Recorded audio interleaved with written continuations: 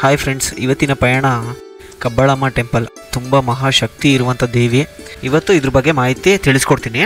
ಇವತ್ತು ಕಾರಲ್ಲಿ ನನ್ನ ಫ್ರೆಂಡ್ಸ್ ಜೊತೆ ಹೋಗ್ತಾ ಇದ್ದೀನಿ, ಅರುಣ್ ಹಾಗೂ ನಂದಕುಮಾರ್ ಜೊತೆ. ತುಂಬ ಖುಷಿ ಆಯಿತು, ಒಳ್ಳೆ ಫ್ರೆಂಡ್ಸ್ ಸಿಕ್ಕಿದ್ರು, ಜೊತೆಲಿ ಹೋಗ್ಬರೋಣ ಅಂತ ಹೊರಡ್ತಾ ಇದ್ದೀವಿ. ಬೆಂಗಳೂರಿಂದ ಕಬ್ಬಾಳಮ್ಮ ಟೆಂಪಲ್ಗೆ 70ರಿಂದ 80 ಕಿಲೋಮೀಟ್ರ್ ಆಗುತ್ತೆ. ಇದು ಬಂದು ರಾಮನಗರ ಜಿಲ್ಲೆ, ಕನಕಪುರ ತಾಲೂಕು.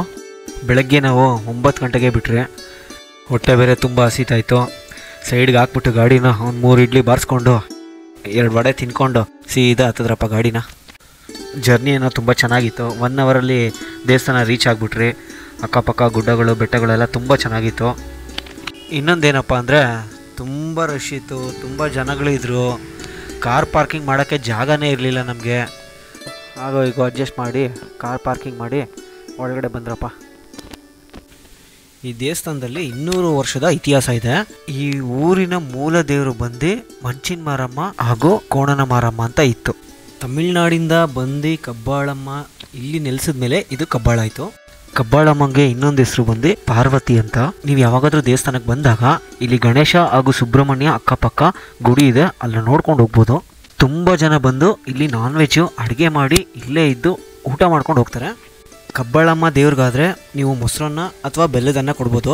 ಸಿಹಿ ಊಟ ಬಂದು ಕಬ್ಬಾಳಮ್ಮಂಗೆ, ಖಾರದ ಊಟ ಬಂದು ಮನ್ಸಿನ ಮಾರಮ್ಮ ಮತ್ತು ಕೋಣನ ಮಾರಮ್ಮಂಗೆ. ತುಂಬ ಜನ ಹೇಳಿದ್ದಾರೆ ಅರ್ಕೆ ಏನಾದರೂ ಕಟ್ಟಿದ್ರೆ 100% ಸಕ್ಸಸ್ ಆಗುತ್ತಂತೆ.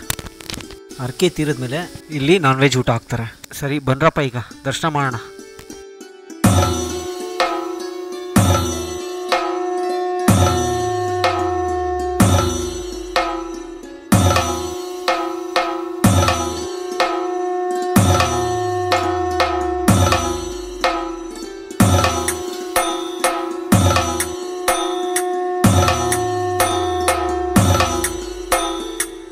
ಫೈನಲಾಗಿ ಒಳ್ಳೆ ದರ್ಶನ ಆಯಿತು.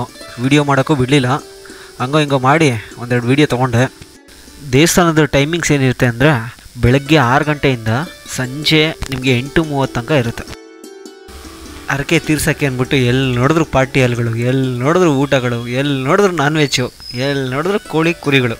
ಒಂದು ಪಾರ್ಟಿ ಹಾಲ್ಗೆ ನುಗ್ಗಿದ್ರೆ ಫುಲ್ಲು ಬ್ಯಾಟಿಂಗು. ಫೈನಲಾಗಿ ಎಲ್ಲ ಮುಗಿಸ್ಕೊಂಡು ಮನೆ ರೀಚ್ ಆದ್ರಿ.